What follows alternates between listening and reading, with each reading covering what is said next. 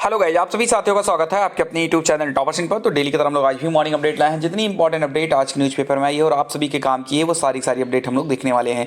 तो चलिए देर बिल्कुल भी नहीं करते हैं, स्टार्ट करते हैं आज की वीडियो को। सबसे पहले यहाँ पर यूपीपीएससी से एक नई भर्ती की जानकारी दी गई है, आप यहाँ देख सकते हैं। और ये भर्ती है डेंटल सर्जन की, और डेंटल सर्जन के 174 पदों पर जो है भर्ती होने वाली है।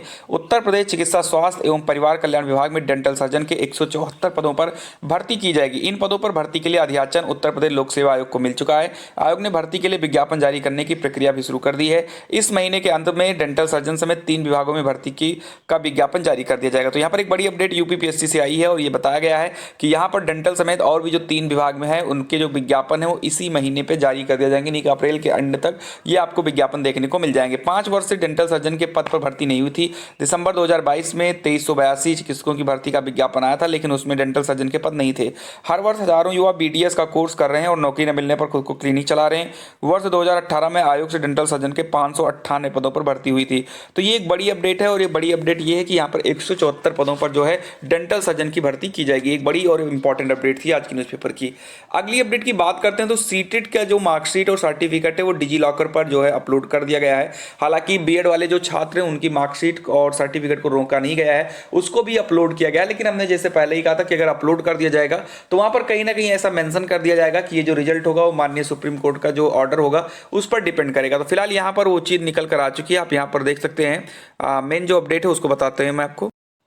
यहाँ पर लिखा भी है, देख सकते हो आप यहाँ पर, the certificate shall abide by the outcome to the final decision of the honourable Supreme Court rendered in the SLP video number. ये चीज़ें सब कुछ दी गई हैं और बताया गया कि ये जो आप लोगों की सीटेट की जो सर्टिफिकेट और मार्कशीट है वो जो माननीय सुप्रीम कोर्ट का जो ऑर्डर होगा उसके अधीन रखा जाएगा। कहीं ना कहीं बीएड छात्रों को इसको लेकर के झटका लगा है, क्योंकि आपको हम बता दें यूपी टेट 2021 की जब रिजल्ट आई थी तो वहाँ पर भी नीचे यही मैंशन कर दिया गया था, और अब जब सीटेट 2022 का रिजल्ट आया तब भी वही मैंशन कर दिया गया है। तो कहीं ना कहीं जो छात्र बीएड के हैं वो पास होने के बावजूद भी अपने आप को काफ़ी ज़्यादा असहाय महसूस कर रहे हैं, और सभी का अब इंतजार है कि अब जो है ऑर्डर आ जाए, क्योंकि बहुत लंबा भी खिंच गया है और अब जो है बहुत ज़्यादा परेशानी भी हो रही है। ठीक है, तो चलिए देखते हैं आगे क्या है अपडेट। अगली अपडेट की बात करें तो यहाँ पर अगली अपडेट जो है अवशेष श्रेष्ठता सूची से अभ्यर्थियों के लिए खुल गए नियुक्ति के रास्ते, यानी एलटी ग्रेड शिक्षक भर्ती 2018 के तहत शेष 8 विषयों की सूची जारी करने की यहाँ पर मांग है। एलटी ग्रेड शिक्षक भर्ती 2018 के तहत शेष रह गए 8 विषयों में अवशेष श्रेष्ठता सूची से अभ्यर्थियों की नियुक्ति के रास्ते खुल गए हैं। यूपीपीएससी ने इस भर्ती में शामिल उन अभ्यर्थियों से 28 अप्रैल तक आवेदन मांगे हैं जो चयनित हुए लेकिन किसी कारणवश अपना अभ्यर्थन नहीं रखना चाहते हैं। ठीक है, तो ये चीज़ आप देख सकते हो कि जैसे जो लोग यहाँ पर चयनित हो चुके हैं और उनका कहीं अलग चयन हो गया है, यानी वो अभ्यर्थन नहीं रखना चाहते हैं, तो उनका जो है यहाँ पर उनसे ये कहा गया है कि अगर अपना वो अभ्यर्थन नहीं रखना चाहते हैं तो आप लोग जो है 28 अप्रैल तक आवेदन कर सकते हैं। ये चीज़ आप यहाँ पर देख सकते हैं। आयोग गेट के अनशन पर 8वें दिन प्रतियोगी छात्र मोर्चा के सदस्य हैं और ये लोग लगातार नई शिक्षक भर्ती की मांग कर रहे हैं। नए जो आपके टीजीटी पीजीटी है उनकी परीक्षा तिथि को लेकर मांग कर रहे हैं, और भी जो चीज़ें हैं वो यहाँ पर देखने को मिल रही है। तो कुल मिलाकर ये है कि यहाँ पर मांग की गई है, और इंपॉर्टेंट अपडेट क्या है उसको देखते हैं हम लोगों ने।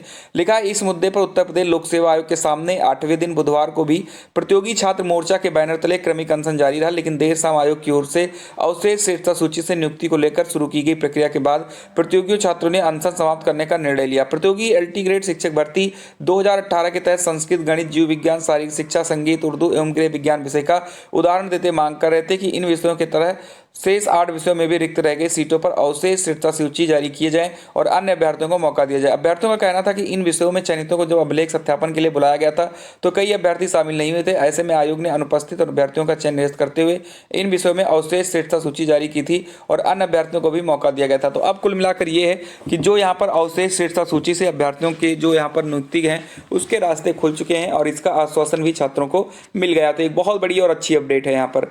अगली बात करते हैं यूजीसी नेट 2023 का जो रिजल्ट है वो आज जारी होगा, इसके लेकर के इंपॉर्टेंट इन्फॉर्मेशन आ गई है।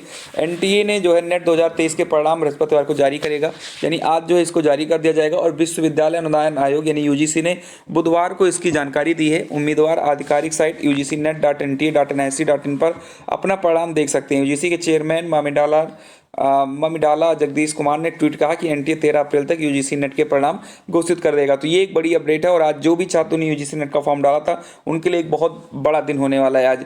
चलिए अगली बात करते हैं। तो यहाँ पर यूपीपीएससी से ही एक अपडेट और है, यानी जो ओटीआर हो रहा है तो 1.89 लाख ने कराया वन टाइम रजिस्ट्रेशन। 13 लाख से अधिक अभ्यर्थियों के पंजीकरण होने की उम्मीद है। उत्तर प्रदेश लोक सेवा आयोग ओटीआर से ही अब जो है आवेदन लेगा। ये आप देख सकते हो, यहाँ लिखा है कि उत्तर प्रदेश लोक सेवा आयोग की वेबसाइट पर 31 मार्च तक 1,89,715 अभ्यर्थियों ने एकल अवसरीय पंजीकरण या वन टाइम रजिस्ट्रेशन कराया है। इनमें से 1,89,609 का सत्यापन हो चुका है और 1,89,606 की को ओटीआर नंबर भी दिया जा चुका है। पंजीकरण की संख्या 13 लाख से अधिक होने की उम्मीद है। आयोग के 2022-24 सत्र के आंकड़ों पर गौर करें तो 13,29,728 छात्रों ने विभिन्न परीक्षाओं के लिए आवेदन किया था। इनमें से 14,173 साक्षात्कार के लिए आमंत्रित किए गए और 12,501 का चयन हो गया है। यहीं पर बताया गया कि स्पष्ट है कि 13 लाख से अधिक अभ्यर्थी आयोग की भर्तियों के लिए आवेदन करते हैं। पिछले 2023 के लिए ही 5,70,000 अभ्यर्थियों ने आवेदन किया। इस हिसाब से ओटीआर की संख्या काफी कम है। वैसे आयोग के अध्यक्ष संजय श्रीनेत ने पहले ही साफ कर दिया कि 1 अप्रैल के बाद से होने वाले सभी आवेदनों में ओटीआर जो है अनिवार्य होगा।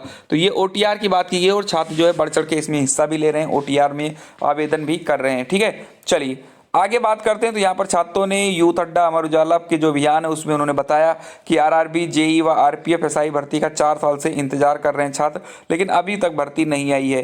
देख सकते हैं यहाँ लिखा है कि 4 साल से रेलवे के आरआरबी जूनियर इंजीनियर, जेई जिसको आरपीएफ कांस्टेबल और आरपीएफ एसआई की नई भर्ती नहीं आई है। हर साल इंजीनियरिंग में डिप्लोमा कर लाखों छात्र इस भर्ती के दौड़ में शामिल होने के लिए तैयार हो रहे हैं और भर्ती के इंतजार में ओवर एज भी होते जा रहे हैं। छोटा बघाड़ा स्थित नितिन उपाध्याय लॉज में बुधवार को आयोजित उजाला में सम्मान कार्यक्रम यूथ अड्डा में प्रतियोगी छात्रों ने मुद्दा उठाते हुए कहा कि जो छात्र भर्तियों के इंतजार में ओवर एज हो रहे हैं उनके लिए भविष्य के रास्ते भी बंद होते जा रहे हैं। अगर भर्तियां इसी तरह अटकी रहेंगी तो इंजीनियरिंग में डिप्लोमा करने का कोई मतलब नहीं रह जाएगा। अभियांत्रिकी के ज्यादातर पदों पर अब संविदा पर नियुक्ति की जा रही है। ऐसे में सरकारी तो कुल मिलाकर छात्र यहाँ पर मांग यही किए हैं कि आरआरबी, जेई की भर्ती आए, रेलवे ग्रुप डी की भर्ती आए, आरपीएफ किया है, आरपीएफ एसआई किया है, आरपीएफ कांस्टेबल किया है।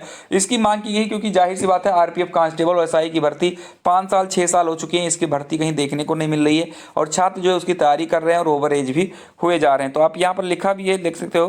प्रतियोगियों ने कहा कि रेलवे ग्रुप डी की भर्ती का अंतिम परिणाम अब तक नहीं आया है। आरपीएफ कांस्टेबल के परीक्षार्थी लगातार शारीरिक दक्षता परीक्षा की तैयारी में जुटे हैं, लेकिन भर्ती नहीं निकल रही है। छात्रों का कहना है कि अगर सभी भर्तियों के परिणाम समय से आने लगे तो आधी समस्या स्वतः ही समाप्त हो जाएगी। प्रतियोगियों ने मांग की कि इस मसले पर सरकार को भर्ती संस्थाओं के प्रति सख्त निर्णय लेना चाहिए। ये रहा यहाँ पर इंपॉर्टेंट अपडेट, आप देख सकते हैं। अगली अपडेट की बात करते हैं तो जीआईसी शिक्षक भर्ती की बात यहाँ की गई है। जीआईसी शिक्षक भर्ती 2018 की जारी होगी दूसरी सूची। राजकीय इंटर कॉलेजों में सहायक अध्यापक प्रशिक्षित स्नातक श्रेणी परीक्षा 2018 के तहत रिक्त रह गए पदों के सापेक्ष उत्तर प्रदेश लोक सेवा आयोग द्वितीय सूची जारी करेगा।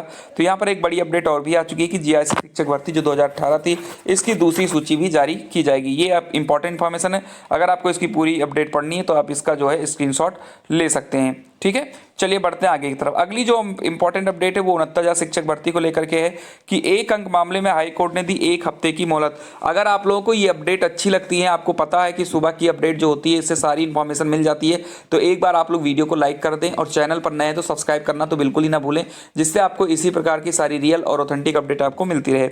यहाँ पर बताया गया कि 1 अंक मामले में हाई कोर्ट ने दी है 1 हफ्ते की मोहलत। 69,000 शिक्षक भर्ती के 1 अंक विवाद में दाखिल अवमानना याचिका पर हाईकोर्ट ने पहले के आदेश के तहत सरकार की ओर से अपनाई जा रही कार्रवाई की प्रक्रिया का ब्यौरा पेश करने को सप्ताह भर का समय दिया है। इससे पहले इलाहाबाद हाईकोर्ट की लखनऊ पीठ ने बेसिक शिक्षा के प्रमुख सचिव दीपक कुमार व अन्य पक्षकारों से रिट कोर्ट के 20 दिसंबर 2021 के फैसले के तहत प्रस्तावित कार्रवाई की प्रक्रिया का ब्यौरा मांगा था। इस बीते मंगलवार को सरकार की ओर से जो है इसको पेश नहीं किया गया, इसलिए उनको 1 हफ्ते का समय और दे दिया गया। तो फिलहाल ये थी आज की इंपॉर्टेंट अपडेट। वीडियो अच्छी लगी तो लाइक करें, चैनल पर नए तो सब्सक्राइब करें। जय हिंद, जय भारत।